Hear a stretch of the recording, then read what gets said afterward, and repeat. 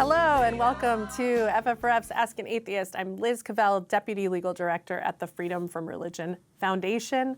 The white smoke has risen. There's a new pope. He's the Chicago Pope, and we're going to be discussing Pope Leo XIV, the impact he might have on the Catholic Church, and the wild responses we have been seeing from the Christian right here in the United States.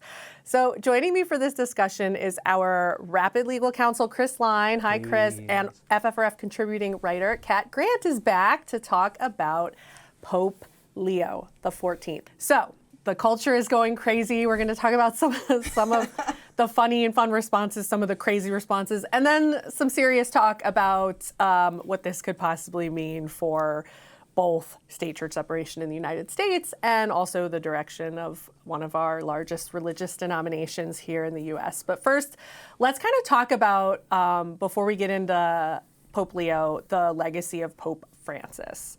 So we all know that Pope Francis had the reputation of being like a more progressive pope. And of course, that's by like Pope standards, so we can unpack that. And, you know, he had a lot of, I think, like love from the Catholic sort of laity and also just like the culture, right? He was sort of seen as like having a softer, more progressive tone on some things. But as we've noted many times here at FFRF, didn't really change the direction of the church all that much, or the church policy, or especially didn't do that much better of a job handling some of the church's, scandals or responses to clergy abuse and stuff like that. So let's talk about Pope Francis, his legacy, and his death. What was you guys' reaction? I think one of the things that I always try to bring up when we're talking about popes and Catholic politics in general is that we really need to emphasize the Overton Window and what the Overton Window is. Because certainly, by Catholic standards, Pope Francis was a progressive. By any normal human being standards, Pope Francis was maybe most generously center-right. Yes. So the Overton Window, for people who don't know, it is a political science concept that it's like a window of acceptability for certain ideas, for certain political concepts. It's like a spectrum. On the very far right, you have, ideas that are considered radical. On the very far left, you have ideas that are considered radical. And then in the middle is the range of acceptability. And depending on how far right or left, the mainstream culture is, that window of acceptability shifts. So by Pope standards, yes, I would say more progressive, especially when you consider Pope Benedict, his predecessor, and the incredible harm that he had in terms of embracing radical traditionalism and the white supremacy and the major issues that come with that have caused a lot of harm to U.S. politics, thinking about our context. But Pope Francis was not this huge progressive champion. He was not. Was he better, thinking about my area of expertise on LGBT issues? Yes. But he also said that trans people were as destructive to society as nuclear bombs. So I think it's really important to keep those two things in mind, that while he was progressive, it was by no means actual progression. But again, putting it on the other hand, the way that the Catholic Church has approached certain issues has radically shifted, if not changed, since the Benedict era. We have seen a push more towards a social justice-oriented Catholicism and towards more, maybe not acceptance, but less direct violence towards LGBT people in the church under Francis's leadership.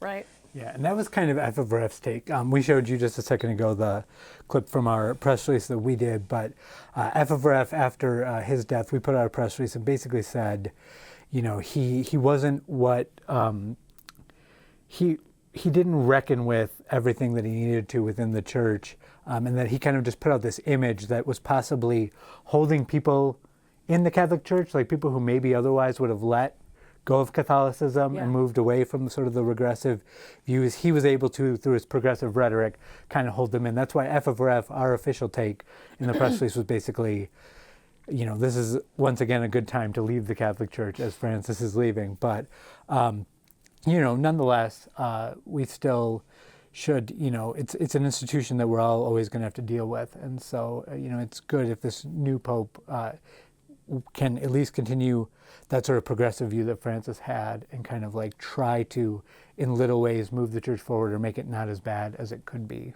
Yeah. I think one of the things that's like really important to reckon with just the whole existence of a Pope and the Vatican is that, in terms of like us coming from FFRF perspective, is like, it's troubling that basically the Vatican, which is the seat of a specific sect of Christianity, is a political force. It has a geopolitical relevance in the world. Like, so the Pope is a completely, sectarian, religious, clerical figure, but has a lot of power in terms of not just religious, not in just the spiritual realm, but in the political realm, and ultimately that can play out as sort of having a lot of influence, political influence in the governmental realm, and where that butts up against United States government policy or political pressure. We're against that. Like, we really should be FFRF's position is our American government should be a totally secular beast, and yes, like the individuals that make up the government can have whatever personal religious beliefs or none that they hold, but that ultimately government should be a secular force. Right, and that's why it's so important that we talk about this. That is something I wanted to just cover as we get started here. That I know I was looking through like the atheism subreddit, and over the past week, there's been so many posts that are just like, I'm so sick of hearing about the Pope. I'm so tired of this. I don't care about what person the Catholic Church does. And to your point that you just made, that's why we have to care. That's why it matters. That's why we're going to do a show on it here, even though you've seen the news and the 24/7 coverage when they were waiting to see who the new Pope was going to be. Unfortunately, even for us atheists, like myself, it matters. And who the Pope is and what Catholic doctrine is will impact the world, and thus the work we do and the world that we live in. And I'll just jump in with that and just remind people that the Vatican has a permanent observer position in the UN General Conference. Yes. They are not allowed to vote on UN things, but they are allowed to go in and be in on all of the meetings, have a representative there. They are one of a very small number of non-UN member states that have that kind of power and that kind of pull and that kind of influence. So, there's a really interesting history about the UN's history with contraception and abortion access and AIDS activism, where the Vatican representatives were running around all of these different, meetings and saying, if you are a majority Catholic country, you should not be in favor of these things. And so that is a huge problem, globally speaking. And then also on the American side of things, Catholics have a weird space in American Catholicism, but there is this massive radical traditionalist movement that is becoming more and more virulent in the Christian nationalist movement that has to be reckoned with. And how the Vatican reacts to that movement does very much impact how things are going to look in the United States. Yeah. It's just a really unique, religious office. There's nothing else like it in the world. And the Vatican, for better or worse, like Kat is saying, is a quasi-state actor. And so it's always just sort of interesting to observe. And of course, we are members of the culture, and we are also sort of amused / bewildered by the cultural reaction to the Pope, to the conclave, to the movie Conclave, and all of the things. So we're going to try and have that bigger, broader conversation. But let's take ourselves to, okay, Pope Francis dies. And there's that period of time where everyone is speculating about what will come out of the next papal conclave, where the Catholic Church is going. And of course, we do see the cultural obsession, including from our own president, our own dear leader, about who the next pope will be. Is it, who's doing the blasphemies about who the next pope should be? Of course, we had the the president himself truthing his image of himself, an AI image of himself as the Pope, which, you know, stirred up, oh, gross. Which stirred up so much, you know, just reaction in the culture, both kind of. That image is so fascinating to me, particularly because afterwards, when he got a lot of criticism about, hey, maybe, you know, Trump crosses lines all the time. And once again, people were like, maybe this is a line, yet another line you have crossed. He was like, Catholics love it. And all of the Catholics on my social media feed are like, who are you talking about? Because it's certainly not us. Like, I could not find a single, I'm sure there are Catholics out there, but I could not find a single Catholic on social media. And I looked very hard to see. And I could not find anyone who was like, yeah, I'm Catholic and I want Trump to be Pope. Yeah, I mean, we'll try to refrain always on this show from trying to unpack Trump psychology, but I do think it sort of speaks to what we were just talking about, which is just like the unmatched power in the seat of the Vatican, where it's both this spiritual leader, right, which we all know the president has, you know, cult leader type energy and aspirations, but also holds that like strong geopolitical state actor power as well. And so there's no position quite like it. So I'm not surprised at all that the president was like, you know, it would be better than president. Pope. And I believe that he wanted to be Pope. Like, I don't think it's not like, oh, this would be a funny thing we can do on social media. I think he wanted to be Pope. Yeah. He's like, I don't know, I'm president. You know, it's not that hard. You know, I could be Pope too. Yeah, and he's just fantasizing out loud as one does. Right. Yeah, and so we saw an amazing and hilarious like sort of online reaction to the Trump Pope controversy, including all of the sycophantic reactions like by Lindsey Graham and I think the president would make a great Pope. And so we got a few weeks of glorious. There's a tweet. Yeah. I was excited to hear that President Trump is open to the idea of being the next Pope. This would truly be a dark horse candidate, but I would ask the papal conclave and Catholic faithful to keep an open mind about this possibility. The first Pope, U.S. President combination has many upsides. Watching for white smoke. Trump, I can't read Roman numerals, I'm sorry. 20. Trump a million? Yeah. I literally can spend the entire episode unpacking whether or not that is serious, a troll, or like a deeply disturbed cry for help. All of them. All of the above. But it kind of captures the energy of the weeks between the death of Pope Francis and the commencement of the papal conclave, which is like this top secret election process that the Catholic cardinals use to elect their next pope. So we finally get to that point a couple weeks ago, and I felt it was extremely lame that it only took 2 days because... You know, the one time it took 2 years and they like had to take the ceiling off of, I think this was pre-Sistine Chapel, but they had to take the ceiling off of the building that they were in and start only feeding the cardinals bread and water. They were like, you've got to make a decision. It's been 2 years. And modern conclaves now are kind of boring in that regard. They usually get it done in under a week. And I'm like, Where's the drama? Where's the drama? Yeah. Seriously. And I mean, if I could get the whole entire world to pay attention to my secret election, I would definitely draw it out for more than 2 days. But that's just me. So it suggests maybe there was some consensus around who the pick was, although there was a lot of speculation, Trump aside, on like who the front runners were. And I think the whole world was kind of somewhat shocked to hear that the next pope will be the first American pope. So let's get brief background. Who feels like they really know Pope Leo, right? Bobby from Chicago, Robbie? Yeah, he is from a suburb just south of Chicago, which I think even in some ways makes him more Chicagoan, because what is more being from Chicago than actually being from a suburb of Chicago and saying you're from Chicago? And that is not a call out to legal fellow Hirsch Joshi, but you know, so he is from I believe it's his mom's side of the family.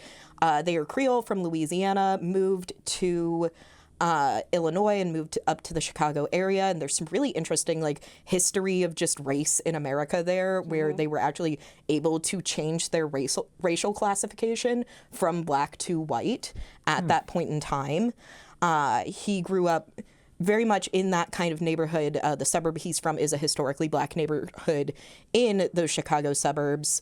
Was raised in Catholic schools. I've seen some very fun interviews with some of the nuns that were his teachers growing up, and they're very sweet. They're all in shock. But he became a priest. He went to Villanova. He was a math major, so never let you say that a math degree is worthless. I guess you can become the Pope. And then he worked in...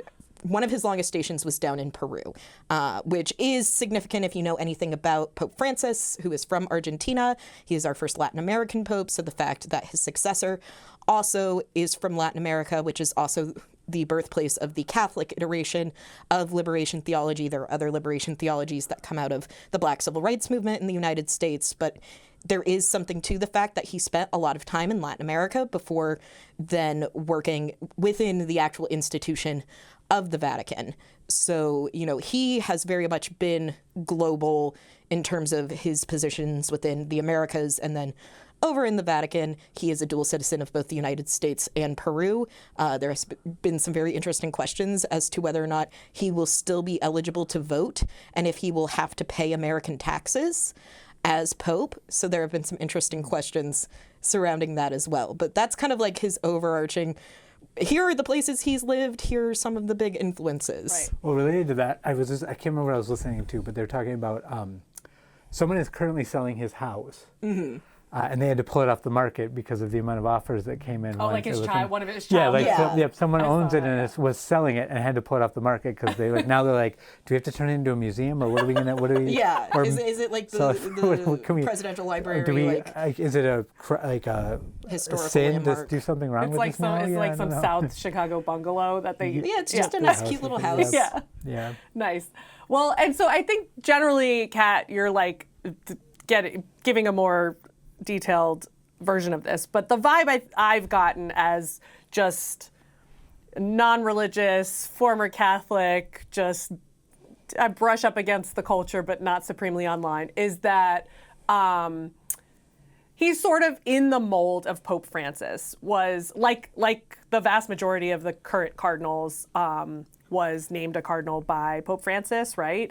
And even though he himself is not Latin American, he had more of a sort of ministry, charity background in his actual sort of assignments as a priest and, as a member of the clerical hierarchy, in that, he spent a lot of time serving, just impoverished communities and being in the global South and, just is sort of in that mold of Pope Francis in terms of how he views maybe the priesthood and sort of the calling and the ministerial sort of piece of being Catholic clergy is sort of the vibe. He's sort of an acolyte of Francis. That is what I would say. I would say he leans maybe a step more conservative more than Francis.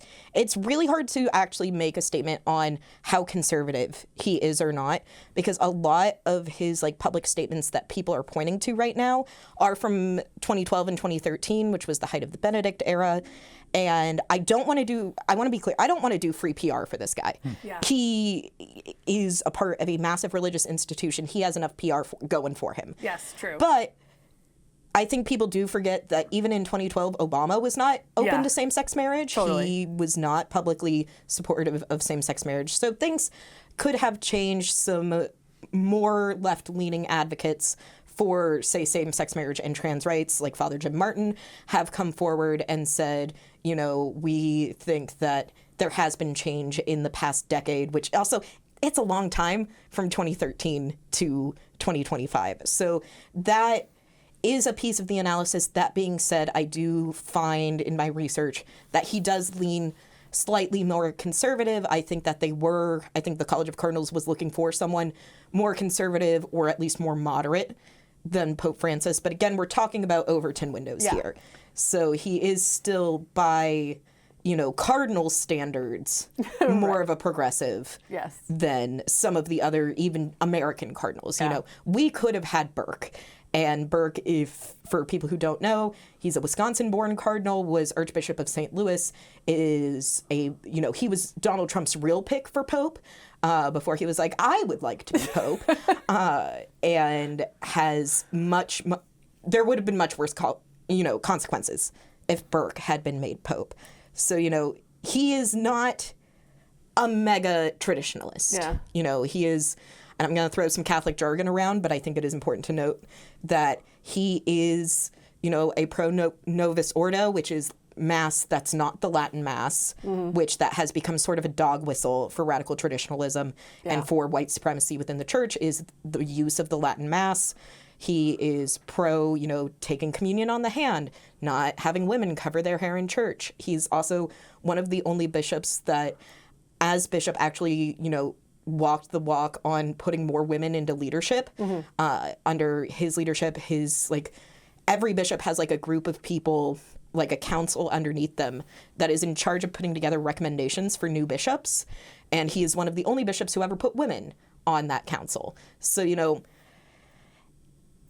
not as bad as he could have been. Yeah. But again, but we're talking about the cardinal and pope spectrum. Right. I mean, from what I've gathered, and I fully expect that basically he's going to continue with Francis's talk of inclusivity while not changing any official doctrines within the church, probably. Right. I think it's going to stay the same, and it's not going to get worse. Yeah.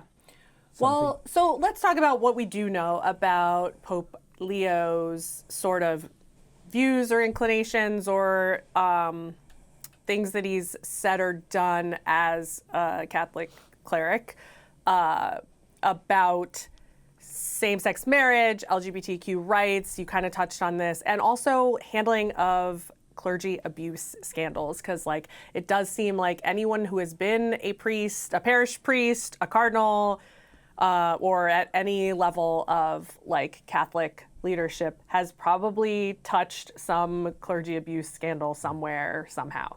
So what do we know about his history on any of those issues, or what his inclinations will be? Well, on LGBT issues, we at least have that statement from 2012-2013 in which he said that it was harmful for families, that he was upset by the Western media's portrayal of same-sex marriage and same-sex families as being normal. So in that very kind of Francis type of way, where it was very much the idea that, well, this is a thing that exists, it's hate the sin, love the sinner type of thing, and homosexuality is still harmful to families, but individual homosexuals are not inherently evil people, though I think that most likely Pope Leo would, use the phrase intrinsically disordered, which is the Catholic Church's big phrase for homosexuality and transness, is intrinsically disordered, in that you're not a bad person because of it, but there is something wrong with you that needs to be fixed. Yeah. And so I think it's going to be very, very much in that vein based on his prior statements. I think for all issues of progression within the Catholic Church, it is guilty until proven innocent. Yeah. And I think it goes the same way for other issues where I think we're all going to have to see him actually do something before we can call him a progressive, or before we can even say that he is going to call for inclusion, because his statements in the past say otherwise. Yeah, I mean, I think that's the same thing with the clergy accountability stuff. From my understanding, he said things, because, I mean, what person in the church is going to come out and say that you're going to do bad on the clergy abuse issue, but not a lot of concrete stuff. And, but hopefully, it'll get better.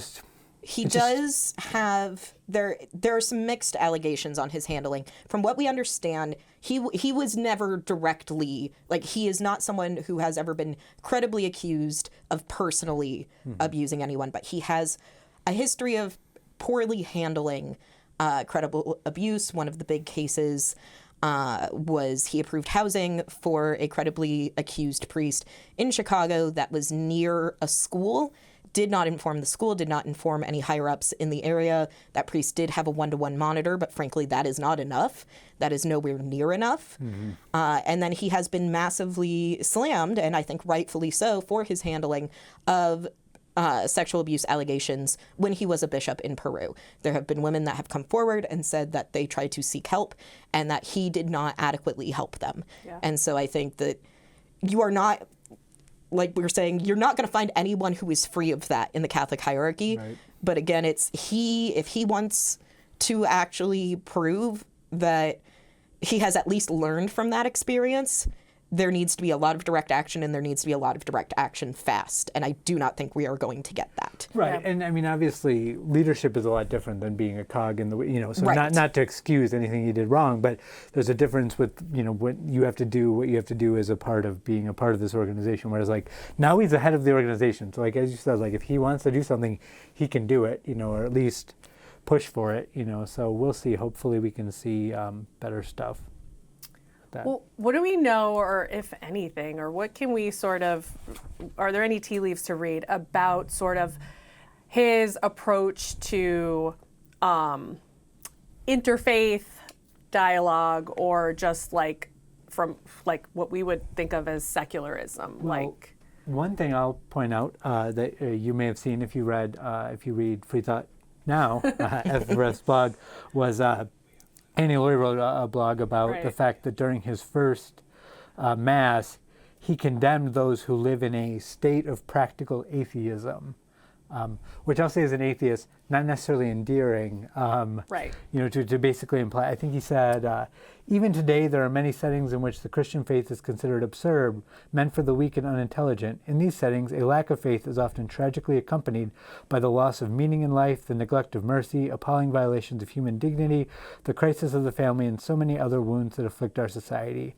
This, he admonished, is true not only among non-believers, but also among many baptized Christians who thus end up living at this level in a state of practical atheism.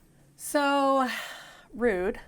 Yeah. But that felt to me more like a thing aimed at, non-observant enough Catholics. Yeah. It's like if you call yourself a Catholic, or I don't know if he said Christian, but the idea is like there are a lot, I used to be one of them, of Catholics who are not born Catholic, but baptized, culturally. Baptized Catholic as babies, and raised Catholic, and just not particularly observant, and becomes more of a cultural artifact. But it's you're living a life of practical atheism in the sense that religion doesn't factor very prominently in your life because it's not very practical for many people who aren't living lives as spiritual lives, like they're just living real practical lives. And so that felt very sort of aimed at like Christians, you're not living religiously enough, kind of a thing.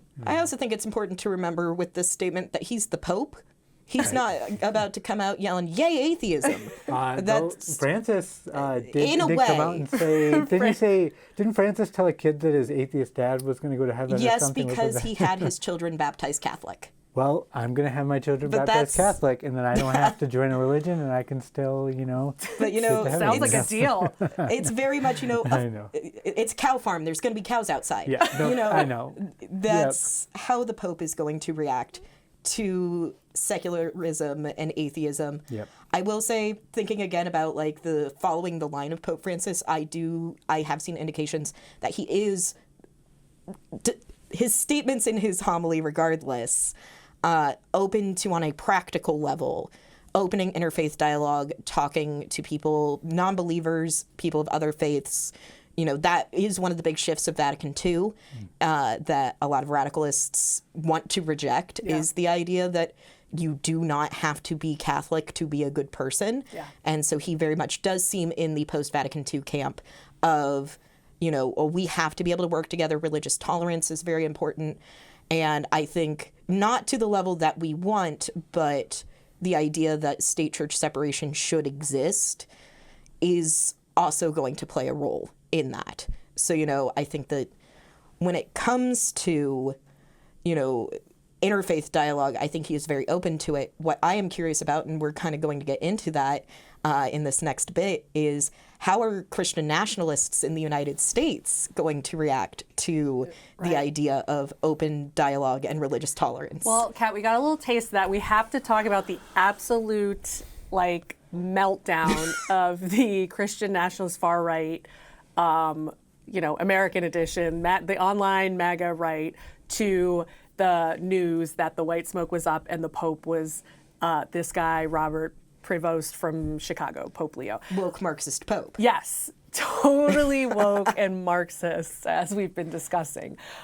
So we got, the like super far right MAGA, I guess, influencer, Laura Loomer, posting about the Pope. Oh no, this is the new Pope. He's the first American Pope. He's anti-Trump. He's anti-MAGA. He's pro-open borders, just like Pope Francis. Total Marxist. Catholics don't have anything good to look forward to. Sorry, That's Catholics. So basically, the same feelings of the far right that they had towards Pope Francis, which is that he's too progressive, and there's this flavor of like, there's this political component that he's anti, like, our political ideology. Yes, because he very much is. He tweeted approximately, I think, 4 times in 2025 prior to becoming Pope, and then I think like a couple of times before that. And one of those big things was slamming J.D. Vance into the ground for his take on the Ordo Amoris, which is the idea that there is a hierarchy and an order in which one should love other people, and you gotta love your family before you love strangers, and that's why we need to dropkick immigrants. And so, a big loss for J.D. Vance in the fact that he has 2 popes now that he did not like him. And that is a big thing that a lot of these people in their meltdowns have been pointing to, is he has been like, hey, J.D. Vance has that wrong, theologically speaking, and B, we should be supporting immigrants. They are very mad about his public statements on immigration as well. And that was similar with Pope Francis. That's what the pro-open borders is about, which is this stance that is of the Catholic Church. One of the stances of the Catholic Church that just happens to fall on the more progressive side, which is like a humane stance towards immigration. But who are you going to listen to? 2 popes? or J.D. Vance, who's been a Catholic for several years now? Yeah. So, well, we need to talk about this. Like, this is what Kat was alluding to earlier about sort of what we call here in America our rad trad Catholics online, which is these radical traditionalist Catholics who are often adult converts to Catholicism. And there's just this sort of like, not like feud, but there's just this like... I would call it a feud. Oh, right, feud between, what I was describing that I was baptized as, just a baby Catholics who grow up in the secular culture with Catholicism sort of rooted in their family and their cultural existence, versus like people who convert to Catholicism as adults and adopt this way more far right sort of interpretation of what Catholicism is. Yeah, that feud has been going on for a long time. It's basically since Vatican II happened, the feud between radical traditionalists, who are not just adult converts, but a lot of them, especially right now, are. And Cradle Catholics is one of the terms that gets thrown around. If you have been on TikTok, you have seen the fight in the past few weeks between the Cradle Catholics and the radical traditionalists, mostly evangelical converts. And one thing we should make clear is that there is a difference between a radical traditionalist and just someone who likes the Latin Mass. A radical traditionalist very specifically embraces Christian nationalism, embraces white supremacy, embraces theocracy, embraces all of these really horrific ideals that we're seeing being embraced in the most conservative wings of evangelicism, in the most conservative wings of Catholic fundamentalism, but also Protestant fundamentalism. Mm-hmm. There is a political component that isn't just, I prefer one type of mass to the other. That I think there is room for traditionalists in a pluralist society to practice on their own and do their own thing. But and a lot of scholars, both secular and religious scholars, have looked at this phenomenon, and those are some of the big determining factors, is that radical traditionalist Catholicism is not just a religious movement. It is very much a political movement that J.D. Vance is very, very much a part of. Right. Much like Christian nationalism, right? It's a political ideology. Right, that's what I was going to bring up. That's what's so interesting is Christian nationalism, this tie-in of, they like to use Catholics as sort of this, like, this is our version of a minority that, like, is under attack. Yeah. Like a lot with the, like, anti-Christian bias task force. Yes. A lot of that specifically focuses on anti-Catholic stuff, Yes. not anti-Christian stuff more broadly. So there's this weird mix within Christian nationalism where it's like, oh, we're going to ignore these huge doctrinal differences to paint us all in the white Christian nationalist camp, and through There's like also a right-wing huge extremism. conspiracy theorist mindset that we see in a lot of different ways. The word globalist has been thrown around about this new pope, and the idea that the globalists selected this new woke Marxist pope, which for those who don't have a lot of anti-Semitism education might not realize that globalist always means Jewish people in the anti-Semitic lexicon. And then similarly, there has been a lot of transvestigation of the pope, the idea that this happens with a lot of progressive people, where suddenly you will start seeing people online be like, look at the skull shape, look at the hands, look at the gait. This is, so you're seeing on screen now some of the absolutely insane online fascination with like conspiracy theories that Pope Leo is, I guess, secretly trans. I get all of my knowledge about this kind of stuff from like movies. So like as far as I can tell, this is actually pretty common thing. This is the like, plot of Conclave. Like, And it's not even the plot of Yeah, Conclave, right. but they watched Conclave and they saw an intersex person and were like, a trans. That's definitely And going now to happen. now It's I can happening look now. at the way he walks in his robe and determine that he is biologically a woman. It's It's truly bonkers, but it's actually wild. serious internet screaming about the idea that they don't like the sort of, maybe they don't like the ideological orientation of the Pope on the spectrum of Catholicism, and so there has to be some underlying secret, right? That actually he's also trans. Like, They're it like, can't we just need be, to find a way to delegitimize this, by Catholic standards, legitimately elected Pope. Yes. They can't, storm the Vatican, so they're going to accuse him of being trans instead. Yes. Yeah, I mean, all those words are just interchangeable for Yeah. them anyway. Marxist, trans, globalist, whatever. It's just bad. Yes, it's a small step to trans. Like once you're throwing out all the adjectives, the scare adjectives. Yeah. All right. Well, let's talk about one more thing, which is recently, kind of in the midst of all this Pope mania, we saw this this bill in Washington that passed, the state of Washington, and it we had helped pass. Yes, we did. We lobbied, our C4 arm lobbied Yeah, we did testimony and things like that. Like on behalf of, or in support of this bill. And the idea was basically to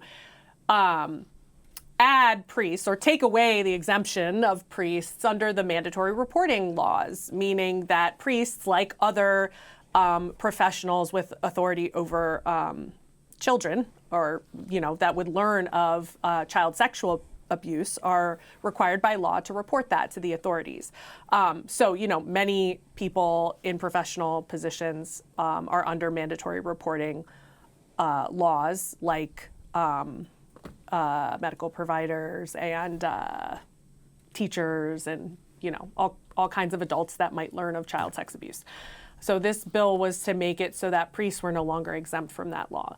And the outcry to that small change in the law that can only be, that it'd be hard to imagine how you could be against increasing mandatory reporting of child sex abuse. It's important to know that's specifically the confessional.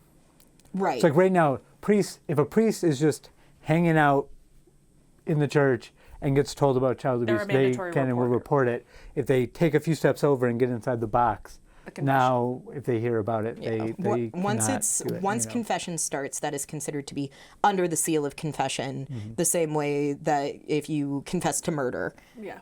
And so this new law takes away that exemption of the confessional for those mandatory reporting requirements. Right. And that is being thrown around as an example of anti-Catholic bias. Yes. As someone who does a lot of research on anti-Catholic bias, I would not call it that. I would call it common sense protection of children. Yes. But In terms of how I think the Pope is going to be involved in this, if so, I do not think he's going to be in support of it. I think that the seal of the confessional is too strong of a theological concept that I don't think a lot of clergy would be able to wrap their minds around the idea even. Like, I think it is so far deeply entrenched that what happens in the confessional, no matter how horrific and no matter who might get hurt, stays within the confessional. Yep, and that's one of the two big things we've seen around this. One, the Catholic Church did come out and say they will excommunicate priests who go along with They will excommunicate priests who follow Washington state law and report child sex abuse that they learn of in the confessional. Yep. And two, the Department of Justice is going to investigate whether this law violates civil rights for religious civil rights, and we're violating the rights of Catholics by requiring them to abide by the law. So Pope Reject is on the case. Well, cool. That's a great thing to do with our Civil Rights Division at the Department of Justice. A great use of resources. Love that for us. I will say, like, this is where there's just this fundamental, like, this is a great example, and, you know, we can circle back to Pope Leo, but again, like, this is a great example of just some of the tension between what we're working towards here at FFRF, which is a government that is just, government policy that is just secular. And, like, religion can exist to the extent that, like, it doesn't harm other people under the secular law. And so we do this, like, we have mandatory reporters who also would otherwise have confidentiality protections under the law, just like the confessional is otherwise protected as confidential under the law, except for when we've decided the interests are so great on the other side, or the harm is so great. Therapy is a good example of exactly. this. You know, or therapists HIPAA are very much, you know, everyone who has ever been to therapy will tell you that part of the spiel that you get is everything that happens in a therapy session stays in the therapy session unless you express to me that you have serious intent to harm yourself or others. Exactly. And so, like, these exceptions are not, you know, out of the blue. They are not targeting Catholics. Exactly. This is we accept this as as standard part of the practice. social contract and having sensible secular laws that protect especially our most vulnerable, which is our children. And so it is just frustrating. There's just this battle between, like, should these religious, you know, I don't know, these religious versions of secular things, like the confessional, and, like, confidentiality exists in the secular world too. Mm-hmm. It's just not imbued with this, like, spiritual significance. And should that matter more than, like, absolutely everything else under the secular law? Right. And it provides a benefit. I mean, that's the thing. One thing you'll hear is, like, you know, well, here's the problem. If this does go through, then people are going to stop confessing anyway. So now accept that it actually provides a benefit for people. And we've learned that a lot of these child abusers will confess many, many times in confessionals and receive that peace of mind of, like, oh, I've gotten this off my chest, and then they continue hurting children and nothing, you know, is done about it. And so I think there's just no good reason to even they have to stand up against it. I think that's going to be the biggest thing that we can hope for out of this new Pope is something along those lines. Obviously, we know, as you said, he's Catholic. Is the Pope Catholic? Yes. Yeah. So things that FFRF's going to want as a secular atheist organization here in America, he's not going to go along with them. He's going to be a Catholic Pope. But the least they can do is zero tolerance for abuse and cover-up, and ensuring full cooperation with law enforcement worldwide on these issues. It seems like it should be easy, a slam dunk win, that nobody should really be, if you face a lot of pushback, then maybe there's more cleaning up you need to do in your organization than even we all realize. So, agreed. Yeah. I'm gonna skip to some questions real quick, just before we get close to the hour. Someone made a comment and we didn't bring it up, but we can just do 30 quick seconds on any comments on the new Pope's age. Young by Pope standards, we have a boomer Pope. We're talking about the Pope's Twitter feed, so we should just say we have a boomer Pope, and that he's, I think, under 70, right? Yes, he's 69. Okay. He is younger than my own father. Liz and I were talking about this before the show. It's a weird moment when you become older than the Pope. You know, it's one of those things that I think we actually do need to be very cautious of with his age, and especially for Americans in the political sense, because he is young and he is very relatable to a lot of us. And so I think that could cause a lot of people to excuse some of his worst things in favor of, look, the meme of him, of like the moment he walked out onto the Vatican balcony with the Bulls intro music was very funny.